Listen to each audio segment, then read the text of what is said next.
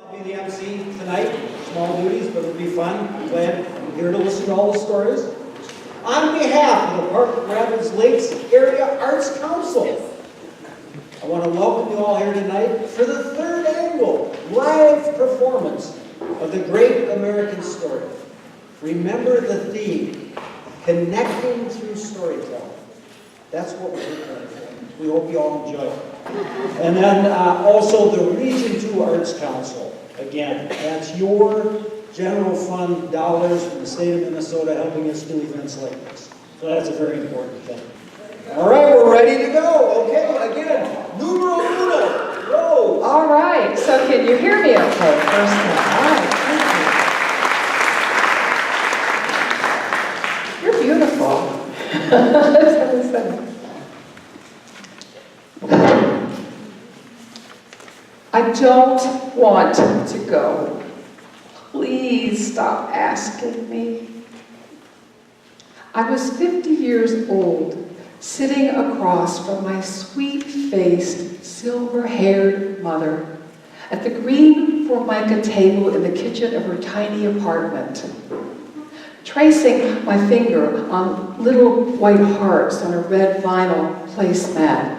This was a time in my life when I really couldn't look at people. My mother was trying to convince me to go see my father before he had open heart surgery.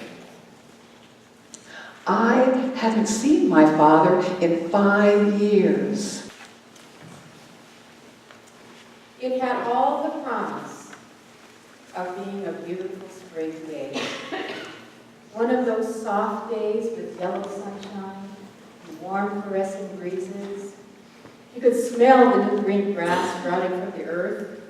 The freshly budded trees were filled with chickadees, just bursting into song.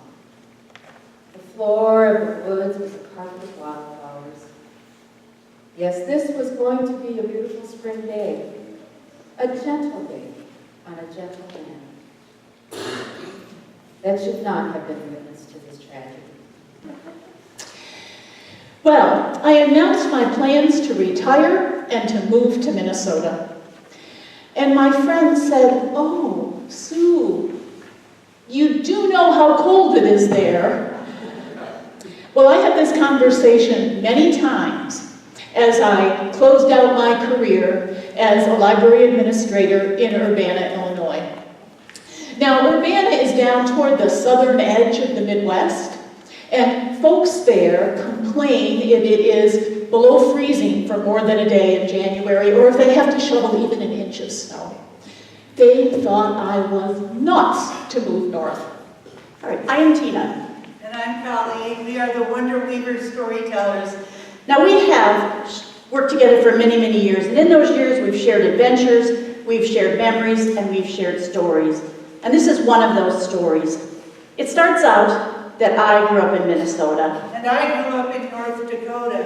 I grew up with a brother. And so did I.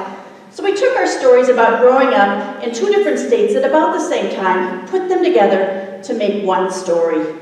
For a little while, we are going to pretend to be sisters. It makes the story flow better. Now, it starts out with the holidays.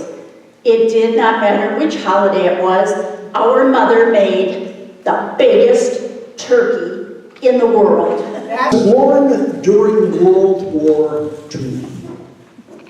Franklin Roosevelt was president. It was a long time ago. We know.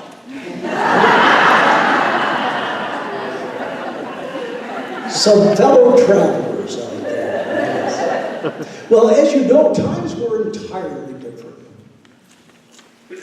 I grew up in a town that I often describe as being a lot like Duluth without the lake. I have to have you over to the house. All right.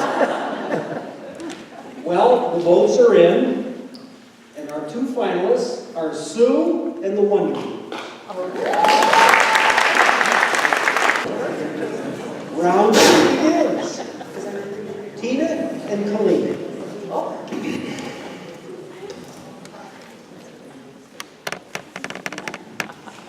Am I on?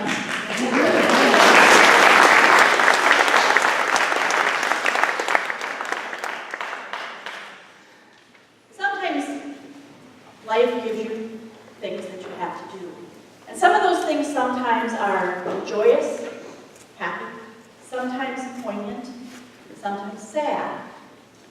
And this was one that was all of those things. Well, you see, my dad had 11 brothers, and, well, he was one of 11 children. And he had a great aunt.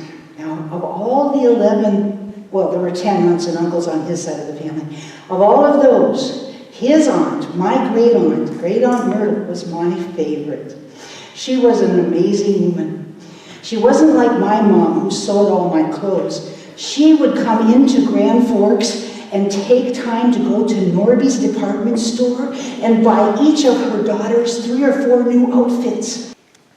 So I won't tell you the same story again.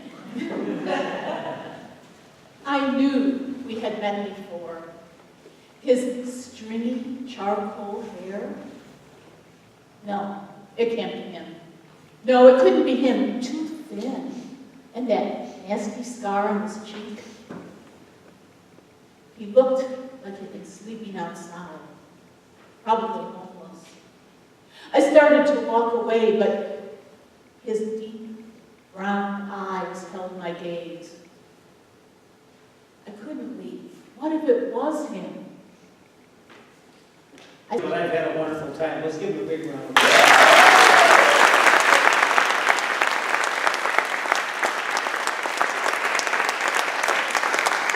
And you have spoken. Rose, you get a nice check and a storyteller finalist. So thank you very much.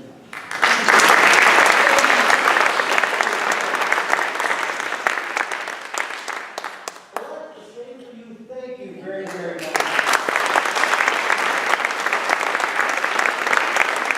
Okay. Number 2, the Wonder Weavers.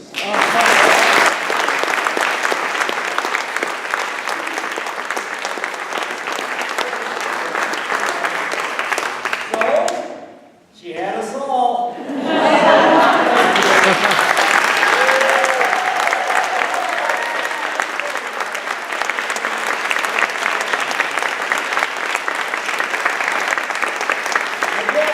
thank you all for coming.